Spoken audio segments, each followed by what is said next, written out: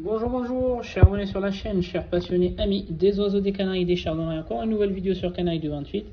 Donc aujourd'hui les amis, on va faire une petite vidéo pour présenter deux façons de suivre votre saison d'élevage. Donc à savoir que certains éleveurs, au-delà d'un certain nombre de couples, en fait, ils ne savent plus les suivre parce que ça fait beaucoup d'informations enregistrées tous les jours, etc. Et le deal aujourd'hui, c'est de trouver en fait les méthodes les plus simples et les plus pratiques pour certains éleveurs afin de continuer en fait à tracer l'évolution de leurs jeunes et surtout ne pas oublier des choses à la fin de la saison ou à la fin de la période de mue. On se pose beaucoup de questions. D'accord, donc ce n'est pas l'enregistrement. Donc je vous ai mis une feuille d'enregistrement, donc les anciens ils savent très bien. Donc moi je travaille les deux premiers tours sur des couples de chardonneret et le dernier tour c'est toujours un tour en fait de canaries, les amis. Donc c'est une ancienne trame de 2011 qui a évolué au fil des temps, les amis. Et puis voici la dernière mise à jour. Donc les anciens ils vont remarquer que j'ai rajouté le grog, le starter mix et je suis allé jusqu'à 6 pentes parce que d'habitude c'était que 4 pentes. Voilà. Comme quoi l'expérience aussi nous apprend beaucoup de choses, les amis. Donc l'idée c'est pas de vous parler de cette fiche là, c'est juste pour vous dire que cette fiche là elle sert à faire l'enregistrement des jeunes, donc la traçabilité, chaque numéro de jeune, il vient de quels parents, etc., quelle mutation. Mais par contre, aujourd'hui, on va surtout parler du suivi. Ça veut dire quand on a tous les couples qui se lancent côté Canaries et Chardonneret, des fois, travailler avec des post-it, c'est pas une bonne idée parce que déjà les post-it, ils prennent beaucoup de poussière. D'autre part, les oiseaux, ils ont tendance à venir déchirer le post-it, donc on va se retrouver avec une partie des informations manquantes. Et des fois aussi, nous, on oublie ou on fait tomber, ou on perd en fait tout simplement le post-it et on perd le suivi.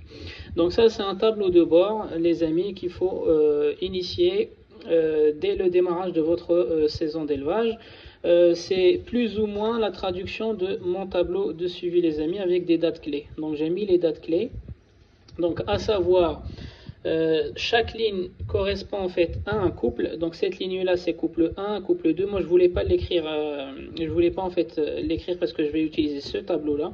Donc du coup, comme j'ai pas encore de couple qui a démarré, je voulais pas écrire des couples 1, 2. Moi j'écrirai directement les mutations parce que j'ai deux de FAO, deux de Opale, deux de Panaché et c'est tout. Et le reste ça va être des canaries, les amis. Ok, donc ici, chaque ligne correspond en fait à un couple et chaque colonne correspond à une étape. Elle peut être stratégique ou pas. Donc l'étape stratégique, elle a une couleur bleue et les étapes qui n'ont pas de couleur bleue, en fait, c'est juste des étapes intermédiaires pour arriver à l'étape suivante.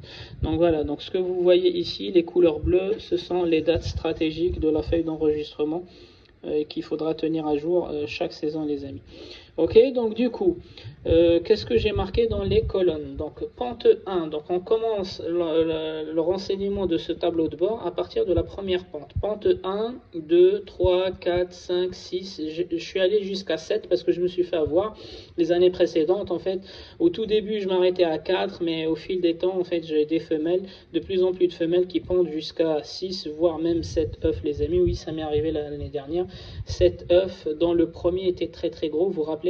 Le premier était très gros, on se posait même les questions est-ce qu'il y avait deux jeunes dedans, mais non, il n'y avait qu'un seul, jeune et c'était un brun pastel tête blanche jaune qui est parti chez un abonné, les amis. Il était vraiment de très belle taille, très beau gabarit. Donc de 1 à 7 ce sont les pentes et s'il n'y a pas de pente c'est pas grave, on passe directement à la couve. Et donc ensuite il y a le jour de la couvée et on recommence en fait le décompte. Donc jour 1, jour 2, 3, 4, 5, 6, on fait le mirage. Jour 1, 2, on démarre le grog. Donc le programme de grog, je vous l'ai dit, pour ceux... En fait, le grog et le starter mix, ces deux-là, il n'y a que les gens qui travaillent avec des oiseaux qui ne sont pas nés chez eux. Donc des gens qui ont acheté des oiseaux, ils peuvent les utiliser par sécurité, les amis. Les gens qui travaillent avec leurs propres oiseaux qui sont nés chez eux, n'utilisez pas, ça sert à rien parce que vous connaissez vos oiseaux et si vous les préparez bien, il n'y a pas de Il n'y a pas de risque quant à l'utilisation de ces produits-là. Donc ensuite, le grog. Ensuite, on compte 1, 2, 3, 4, 5 jours. On fait l'imbibition des œufs. Vous vous rappelez l'imbibition, les amis, la vidéo spécifique de l'année dernière. Un jour avant l'éclosion, il faut venir imbiber les œufs. Ça évite en fait de faire monter l'humidité de toute la salle. Et que les oiseaux ils sont en déphasage. C'est bon pour certains, ceux qui s'en approchent de l'éclosion, mais c'est pas bon pour les autres couples, les amis. Donc l'idée c'est de faire du cas par cas. Donc une journée avant l'éclosion, vous venez imbiber les œufs pour faciliter en fait l'éclosion, la sortie des jeunes. Le starter mix le lendemain de l'éclosion, jour 1, 2, 3, 4, 5, 6, on fait le bagage, donc méfiez-vous, c'est des dates approximatives, il y en a certains qui peuvent déjà baguer à partir du 6e jour, d'autres à partir du 5e jour. Donc moi en général, ma technique c'est que je prévois toujours les chardonnerets, je les bague en 2,7, je prévois toujours du 2,9 au cas où, une dizaine de bagues. Les canaris, je les bague en 2,9 et je prévois toujours 3 mm les amis, une dizaine de bagues aussi. Ça me permet, si je loupe le 5e jour et je viens baguer le 6e jour ou le 7e jour, j'ai toujours des bagues qui rentrent et qui sont officielles avec mon numéro de star.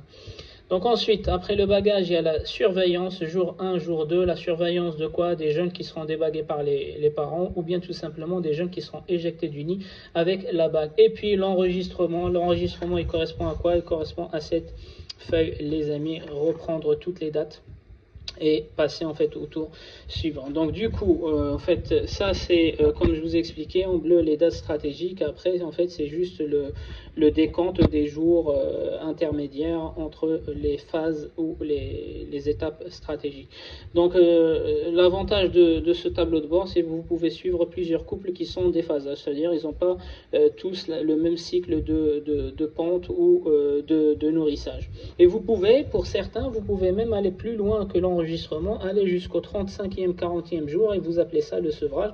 Mais moi en fait j'ai presque plus de programme à partir de l'enregistrement. Je vais vous montrer dans la méthode suivante en fait un autre tableau. Donc l'idée c'est que dans ce tableau de bord on puisse avoir une visualisation de l'avancement de tout votre élevage, les amis, en un seul tableau, pardon. Donc comme vous pouvez le voir, le premier couple ici il est à sa première pente, le deuxième couple il est à sa 6e pente, le troisième couple il est à son 2e jour après la couvée, le suivant il est au jour de l'administration du grog, le suivant il est au jour 4 après le grog, etc., etc. Et tous les jours, les amis, quand vous rentrez dans votre salle le soir, en fait, vous avancez de une journée. Voilà, il n'y a pas de piège. Donc chaque jour, vous faites avancer vos pions de une journée. Hop. Et ça vous dit tout de suite si vous avez quelque chose dans le programme à faire. Si vous devez agir, si vous devez administrer des produits, ou si tout simplement il n'y a rien à faire, il faut juste continuer à avancer, les amis. Ok, donc voilà, donc ça c'est une méthode, certains ils disent que c'est une méthode italienne, d'autres ils disent que c'est une méthode belge. Les amis, on s'en fout des méthodes, du moment où elles marchent, on essaie de se la partager pour que d'autres éleveurs puissent en profiter aussi. Donc voici pour la première méthode, les amis, donc vous avez compris le principe, ça vous permet de démarrer plusieurs couples à la fois, qu'ils soient déphasés ou pas, et vous avez une visualisation. Vous pouvez même faire des analyses, pourquoi certains couples ils ont démarré. Vous pouvez tomber dans le cas où c'est comme ça, les amis. Presque tout le monde est dans le même peloton. Donc ça arrive aussi. Voilà, vous pouvez par exemple avoir tout ça. Mais souvent, moi à travers les années, les amis, je remarque en fait que j'ai toujours un groupe qui démarre 2 semaines avant et puis le reste va suivre une espèce en fait d'escalier, quoi. D'accord, les amis?